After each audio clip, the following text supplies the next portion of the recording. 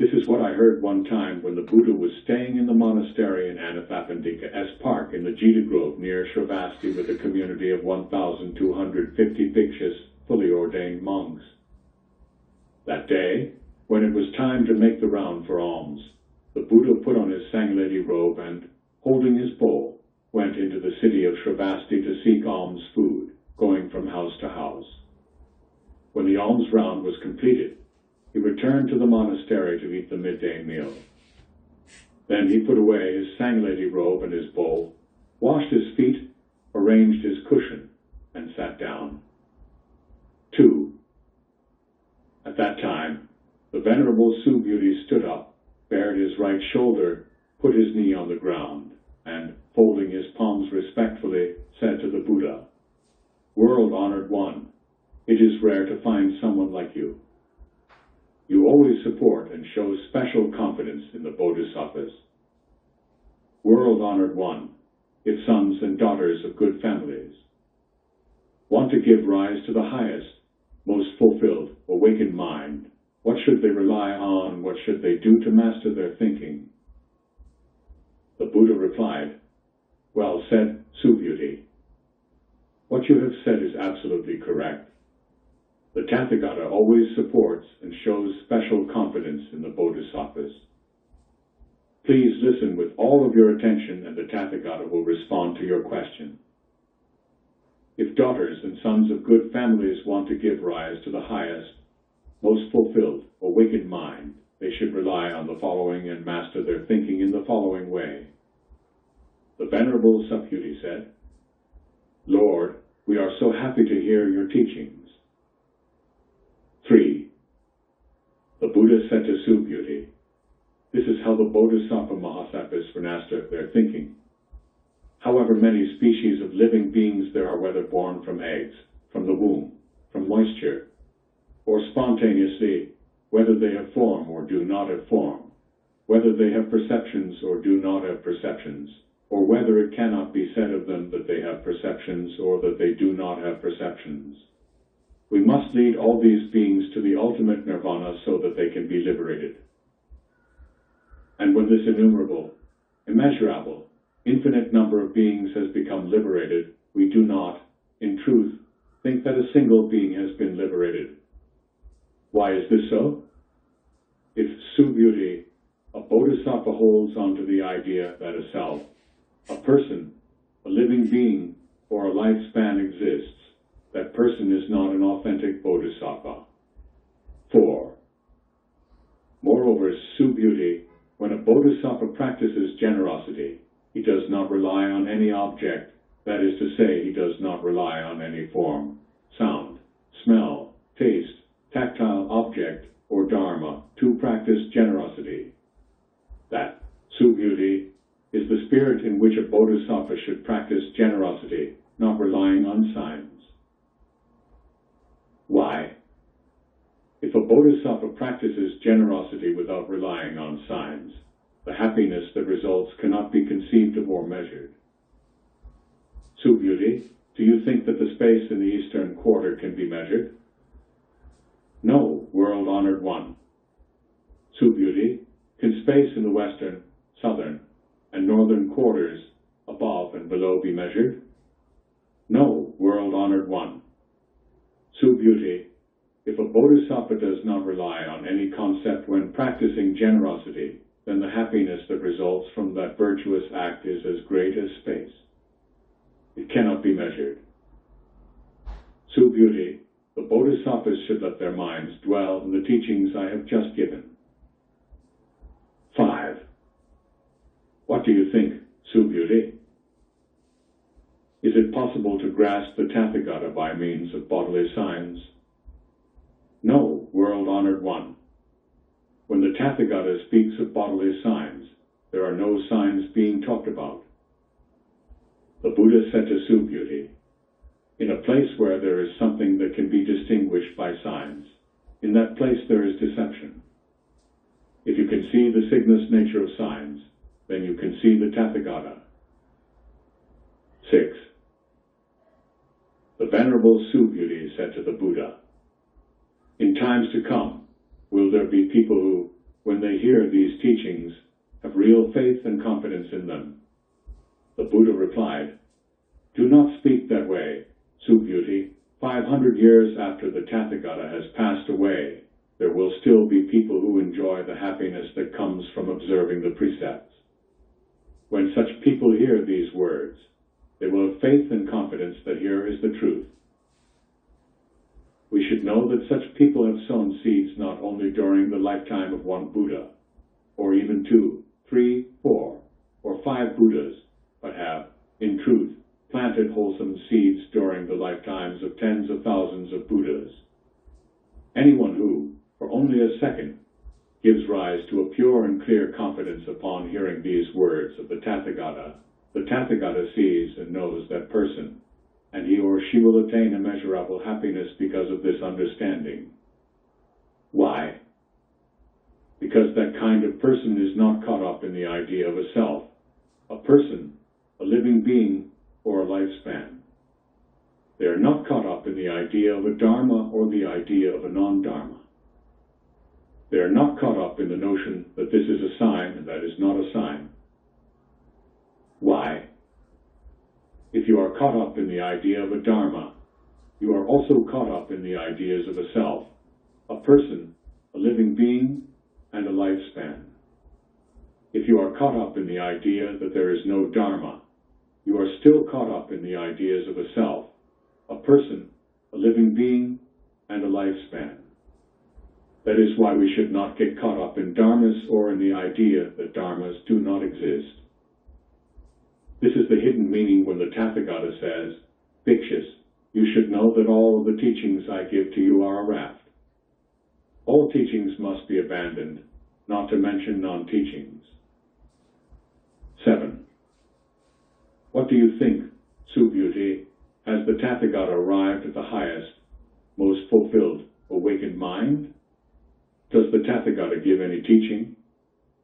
The Venerable Subhuti replied, "As far as I have understood the Lord Buddha's teachings, there is no independently existing object of mind called the highest, most fulfilled, awakened mind, nor is there any independently existing teaching that the Tathagata gives. Why? The teachings that the Tathagata has realized and spoken of cannot be conceived of as separate, independent existences and therefore cannot be described. The Tathagata's teaching is not self-existent, nor is it non-self-existent. Why? Because the noble teachers are only distinguished from others in terms of the unconditioned." 8. What do you think, Subhuti? If someone were to fill the 3,000 chiliocosms with the 7 precious treasures as an act of generosity, would that person bring much happiness by this virtuous act? The Venerable Subhuti replied, "Yes, world-honored one. It is because the very natures of virtue and happiness are not virtue and happiness that the Tathagata is able to speak about virtue and happiness." The Buddha said, "On the other hand, if there is someone who accepts these teachings and puts them into practice, even if only a gatha of 4 lines, and explains them to someone else, the happiness brought about by this virtuous act far exceeds the happiness brought about by giving the 7 precious treasures." Why?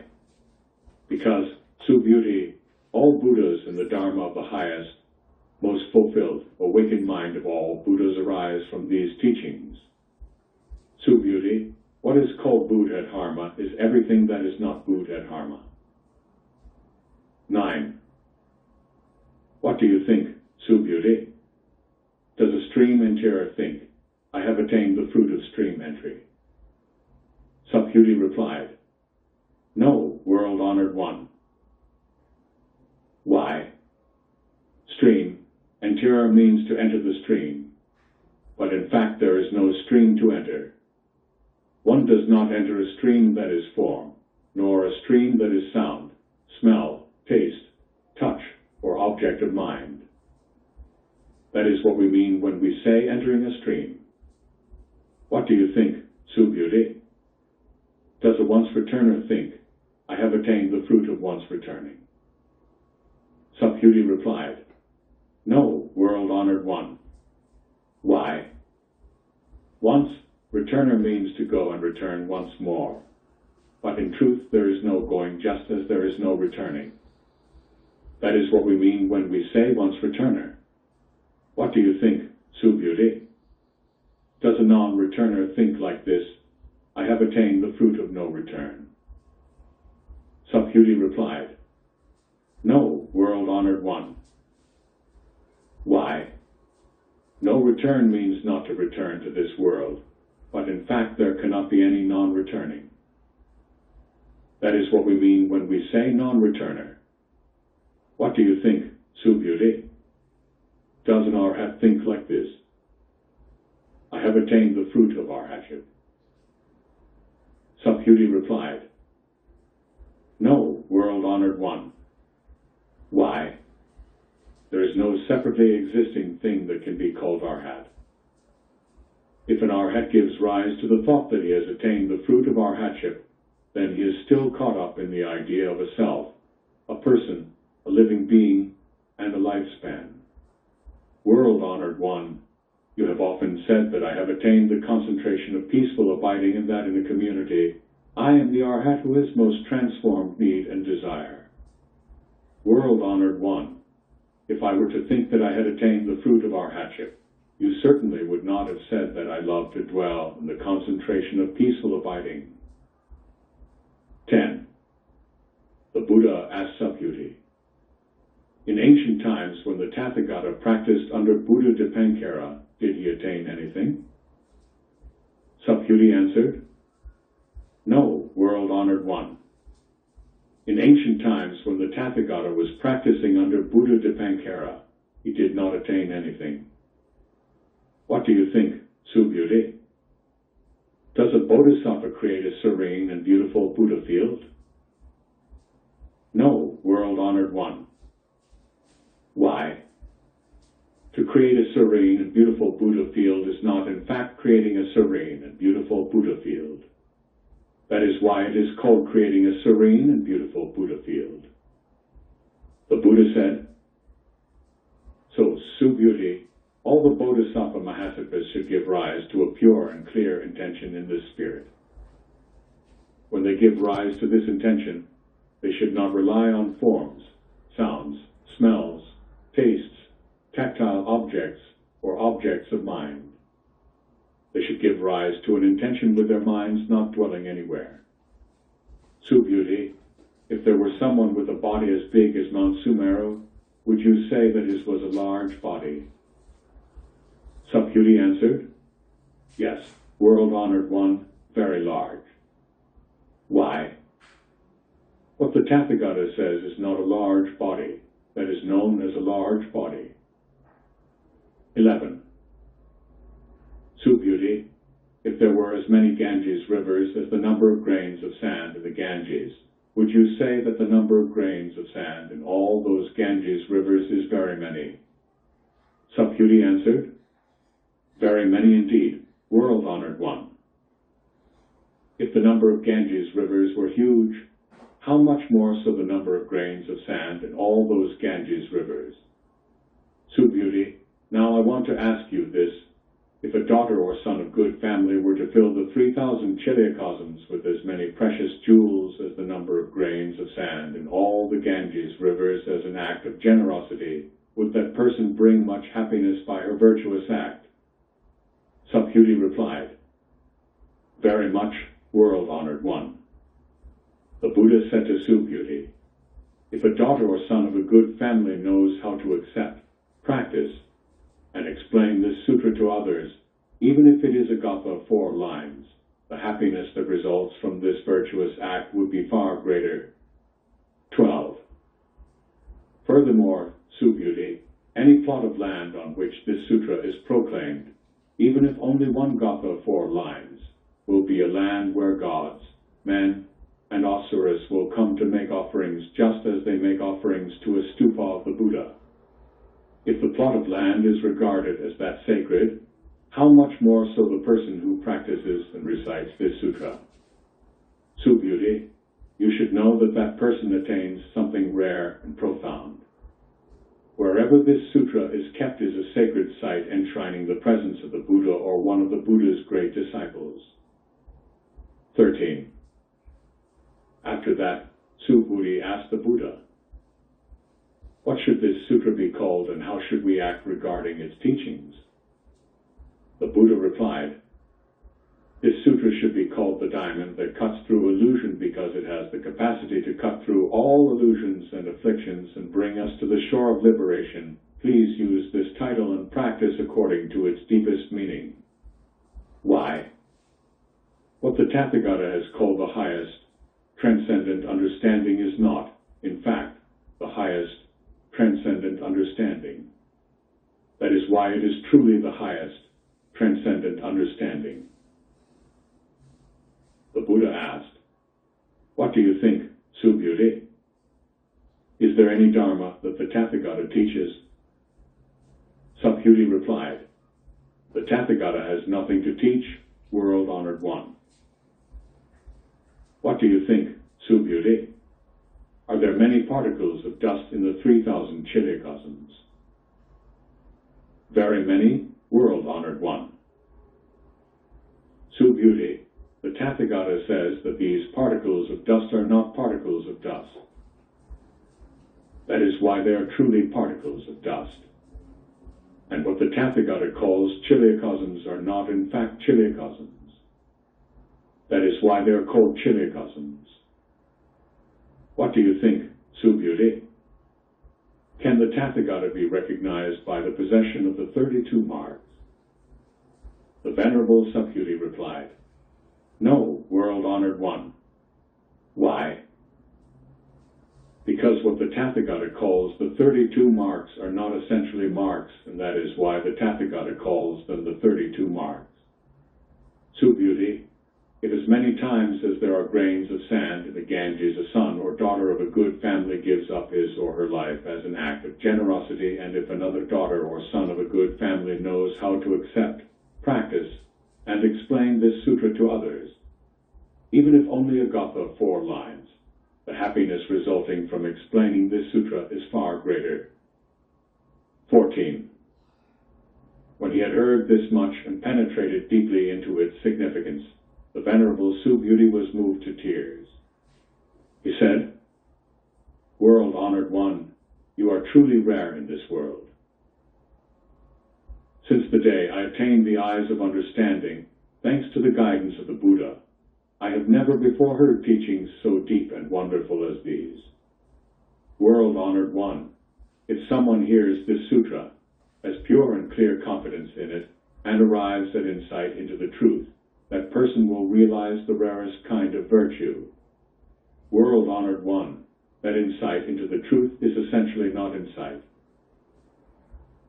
That is what the Tathagata calls insight into the truth.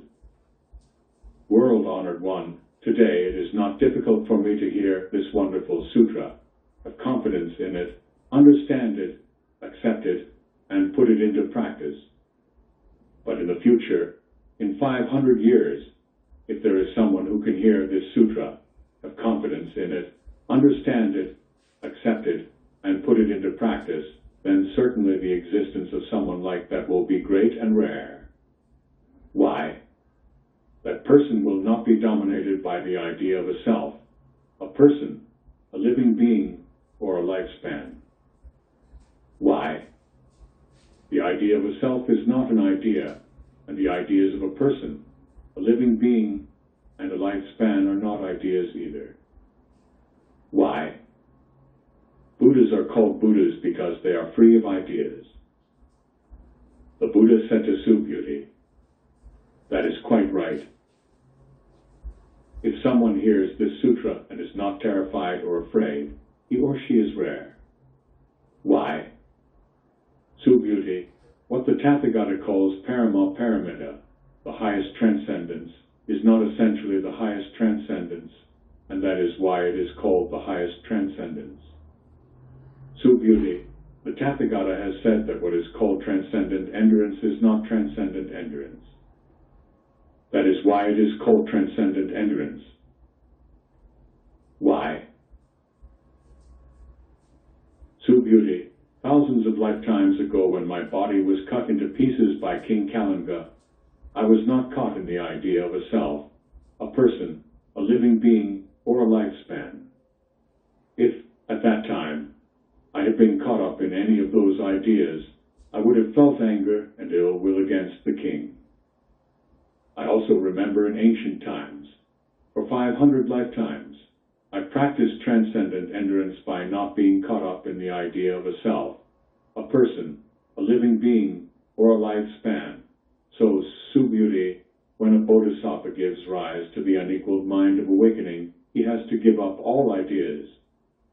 He cannot rely on forms when he gives rise to that mind, nor on sounds, smells, tastes, tactile objects, or objects of mind. He can only give rise to that mind that is not caught up in anything. The Tathagata has said that all notions are not notions, and that all living beings are not living beings. Subhuti, the Tathagata is one who speaks of things as they are, speaks what is true, and speaks in accord with reality. He does not speak deceptively or to please people. Subhuti, if we say that the Tathagata has realized a teaching, that teaching is neither graspable nor deceptive. Subhuti, a bodhisattva who still depends on notions to practice generosity is like someone walking in the dark. He will not see anything. But when a bodhisattva does not depend on notions to practice generosity, he is like someone with good eyesight walking under the bright light of the sun. He can see all shapes and colors. Subhuti, if in the future there is any daughter or son of good family who has the capacity to accept, read, and put into practice this sutra, the Tathagata will see that person with his eyes of understanding. The Tathagata will know that person, and that person will realize the measureless, limitless fruit of her or his virtuous act. 15. Subhuti, if on the one hand, a daughter or son of a good family gives up her or his life in the morning as many times as there are grains of sand in the Ganges as an act of generosity, and gives as many again in the afternoon and as many again in the evening, and continues doing so for countless ages, and if, on the other hand, another person listens to this sutra with complete confidence and without contention, that person's happiness will be far greater. But the happiness of one who writes this sutra down, receives, recites, and explains it to others cannot be compared. In summary, Subhuti, this sutra brings about boundless virtue and happiness that cannot be conceived or measured. If there is someone capable of receiving, practicing, reciting, and sharing this sutra with others, the Tathagata will see and know that person, and he or she will have inconceivable, indescribable, and incomparable virtue. Such a person will be able to shoulder the highest, most fulfilled, awakened career of the Tathagata. Why? Subhuti, if one is content with the small teachings, if he or she is still caught up in the idea of a self, a person, a living being, or a lifespan, he or she will not be able to listen, receive, recite, and explain this sutra to others. Subhuti, any place this sutra is found is a place where gods, men, and Asuras will come to make offerings. Such a place is a shrine and should be venerated with formal ceremonies, circumambulations, and offerings of flowers and incense. 16. Furthermore, Subhuti, if a son or daughter of good family, while reciting and practicing this sutra, is disdained or slandered, his or her misdeeds committed in past lives, including those that could bring about an evil destiny, will be eradicated, and he or she will attain the fruit of the most fulfilled, awakened mind. Subhuti, in ancient times before I met Buddha Dipankara, I had made offerings to and had been attendant of all 84, multi-millions of Buddhas. If someone is able to receive, recite, study, and practice this sutra in the last epoch, the happiness brought about by this virtuous act is hundreds of thousands times greater than that which I brought about in ancient times. In fact, such happiness cannot be conceived or compared with anything, even mathematically, Such happiness is immeasurable. Beauty, the happiness resulting from the virtuous act of a son or daughter of good family who receives, recites, studies, and practices this sutra in the last epoch will be so great that if I were to explain it now in detail, some people would become suspicious and disbelieving, and their minds might become disoriented. Beauty, you should know that the meaning of this sutra is beyond conception and discussion. Likewise, the fruit resulting from receiving and practicing this sutra is beyond conception and discussion. 17.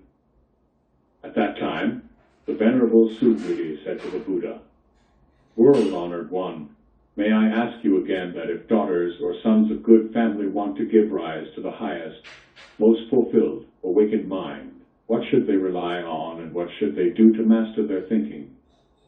The Buddha replied, "Subhuti, a good son or daughter who wants to give rise to the highest, most fulfilled, awakened mind should do it in this way. We must lead all beings to the shore of awakening, but after these beings have become liberated, we do not, in truth, think that a single being has been liberated. Why is this so? Subhuti, if a bodhisattva is still caught up in the idea of a self, a person, a living being, or a lifespan, that person is not an authentic bodhisattva. Why is that? Subhuti, in fact, there is no independently existing object of mind called the highest, most fulfilled, awakened mind. What do you think, Subhuti? In ancient times, when the Tathagata was living with Buddha Dipankara, did he attain anything called the highest, most fulfilled, awakened mind? No, world-honored one. According to what I understand from the teachings of the Buddha, there is no attaining of anything called the highest, most fulfilled, awakened mind." The Buddha said, "Right you are, Subhuti. In fact, there does not exist the so-called highest, most fulfilled, awakened mind that the Tathagata attains. Because if there had been any such thing, Buddha Dipankara would not have predicted of me, 'In the future, you will come to be a Buddha called Shakyamuni.' This prediction was made because there is, in fact, nothing that can be attained that is called the highest, most fulfilled, awakened mind. Why? Tathagata means the suchness of all things, dharmas. Someone would be mistaken to say that the Tathagata has attained the highest, most fulfilled, awakened mind, since there is not any highest, most fulfilled, awakened mind to be attained. Subhuti, the highest, most fulfilled, awakened mind that the Tathagata has attained is neither graspable nor elusive. This is why the Tathagata has said, 'All dharmas are Buddha dharma.' What are called all dharmas are, in fact, not all dharmas. That is why they are called all dharmas. Subhuti, a comparison can be made with the idea of a great human body. Subhuti said, what the Tathagata calls a great human body is, in fact, not a great human body. Subhuti, it is the same concerning bodhisattvas. If a bodhisattva thinks that she has to liberate all living beings, then she is not yet a bodhisattva. Why? Subhuti, there is no independently existing object of mind called bodhisattva. Therefore, the Buddha has said that all dharmas are without a self, a person, a living being, or a lifespan. Subhuti, if a bodhisattva thinks, I have to create a serene and beautiful Buddha field, that person is not yet a bodhisattva. Why? What the Tathagata calls a serene and beautiful Buddha field is not in fact a serene and beautiful Buddha field. And that is why it is called a serene and beautiful Buddha field. Subhuti, any bodhisattva who thoroughly understands the principle of non-self and non-dharma is called by the Tathagata an authentic bodhisattva. 18. Subhuti, what do you think? Does the Tathagata have the human eye? Subhuti replied, yes, world-honored one, the Tathagata does have the human eye. The Buddha asked, Subhuti, what do you think? Does the Tathagata have the divine eye?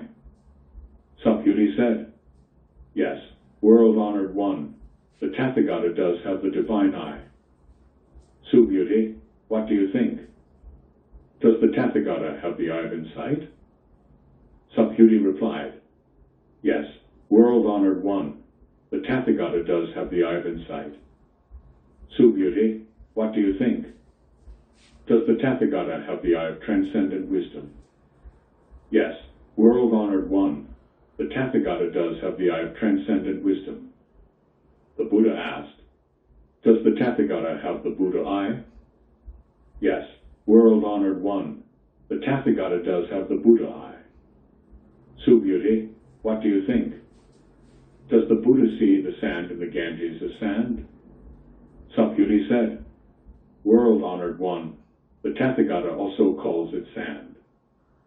Subhuti, if there were as many Ganges rivers as the number of grains of sand of the Ganges, and there was a Buddha land for each grain of sand in all those Ganges rivers, would those Buddha lands be many? Yes, world-honored one, very many. The Buddha said, Subhuti, however many living beings there are in all these Buddha lands, though they each have a different mentality, the Tathagata understands them all. Why is that? Subhuti, what the Tathagata calls different mentalities are not in fact different mentalities. That is why they are called different mentalities. Why? Subhuti, the past mind cannot be grasped, neither can the present mind or the future mind. 19. What do you think, Subhuti? If someone were to fill the 3,000 chiliocosms with precious treasures as an act of generosity, would that person bring great happiness by his virtuous act? Yes, very much, world-honored one. Subhuti, if such happiness were conceived as an entity separate from everything else, the Tathagata would not have said it to be great, but because it is ungraspable. The Tathagata has said that the virtuous act of that person brought about great happiness. 20. Subhuti, what do you think? Can the Tathagata be perceived by his perfectly formed body? No, world-honored one. What the Tathagata calls perfectly formed body is not in fact a perfectly formed body. That is why it is called a perfectly formed body. What do you think, Subhuti? Can the Tathagata be perceived by his perfectly formed physiognomy? No, world-honored one.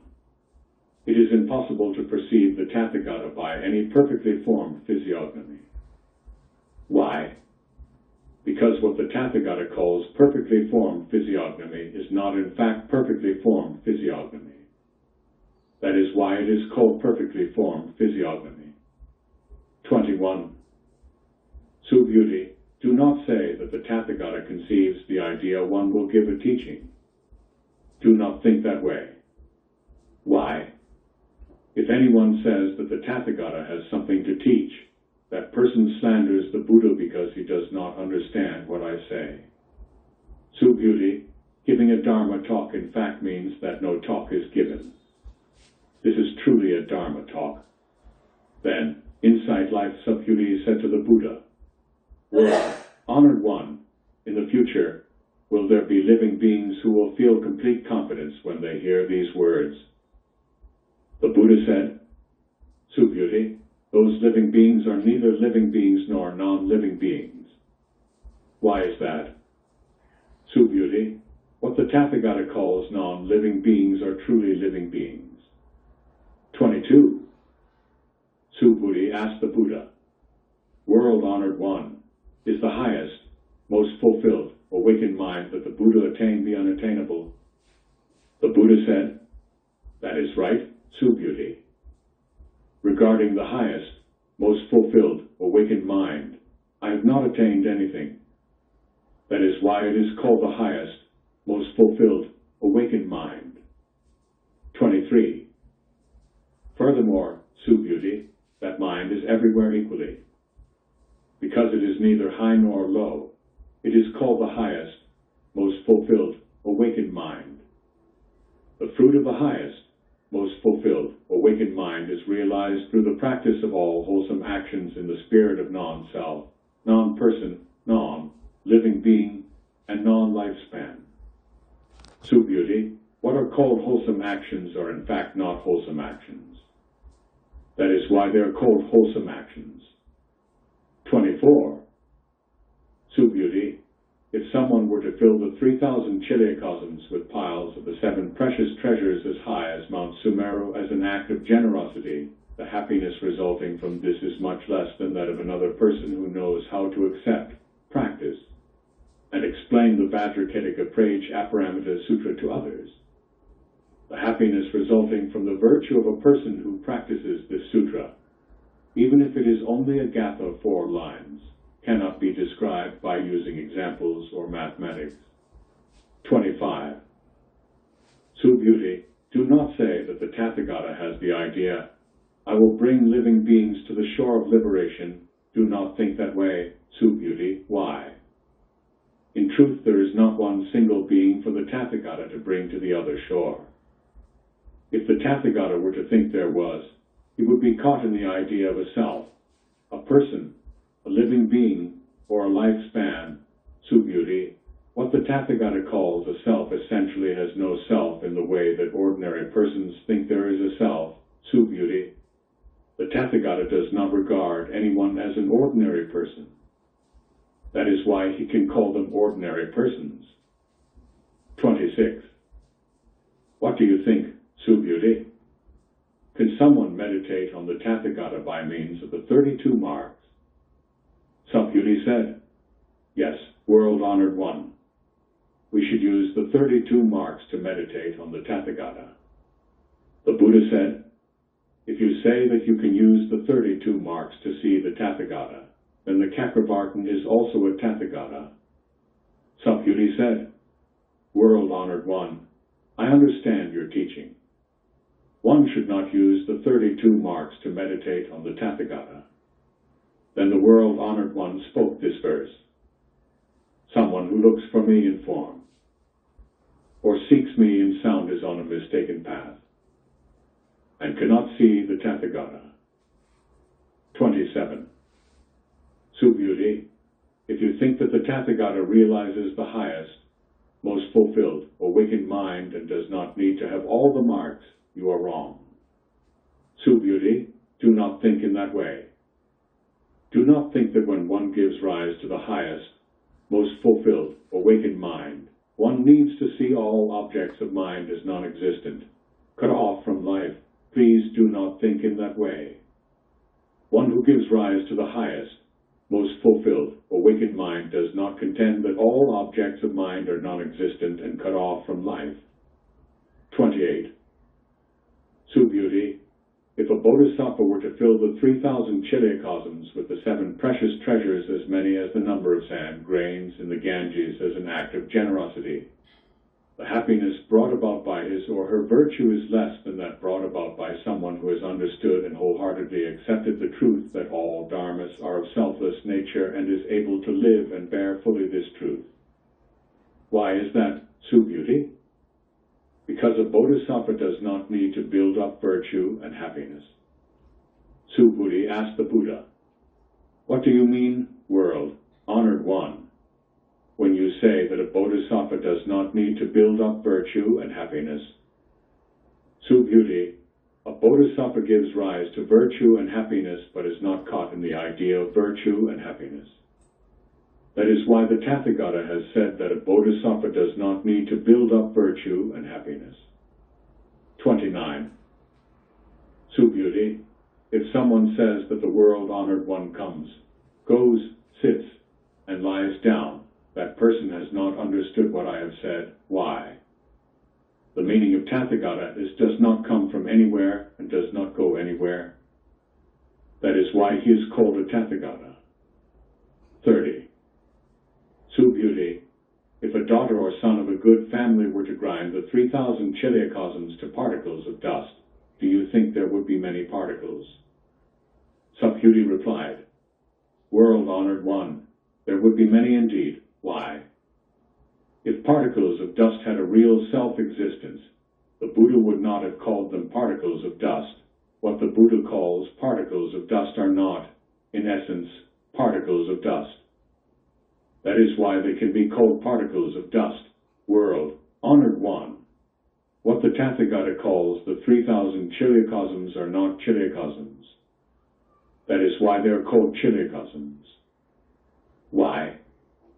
If chiliocosms are real, they are a compound of particles under the conditions of being assembled into an object. That which the Tathagata calls a compound is not essentially a compound. That is why it is called a compound. Beauty, what is called a compound is just a conventional way of speaking. It has no real basis. Only ordinary people are caught up in conventional terms. 31. Beauty, if anyone says that the Buddha has spoken of a self view, a person view, a living being view, or a lifespan view, has that person understood my meaning? No, world-honored one. Such a person has not understood the Tathagata. Why? What the Tathagata calls a self-view, a person view, a living being view, or a lifespan view are not in essence a self-view, a person view, a living being view, or a lifespan view. That is why they are called a self-view, a person view, a living being view, or a lifespan view. Beauty, someone who gives rise to the highest, most fulfilled, awakened mind should know that this is true of all dharmas, should see that all dharmas are like this, should have confidence in the understanding of all dharmas without any conceptions about dharmas. Beauty, what is called conception of dharmas, the Tathagata has said, is not a conception of dharmas. That is why it is called a conception of dharmas. 32.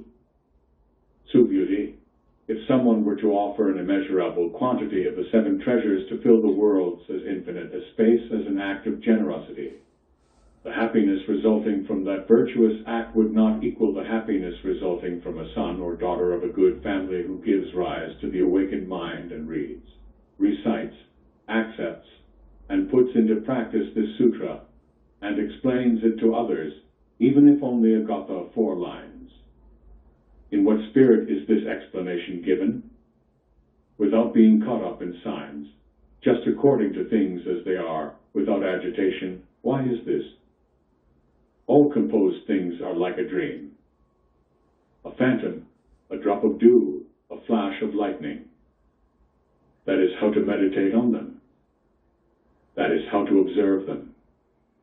After they heard the Lord Buddha deliver this sutra, the Venerable Subhuti, the Bhikshus and Bhikshunis, laymen and laywomen, and gods and asuras, filled with joy and confidence, undertook to put these teachings into practice,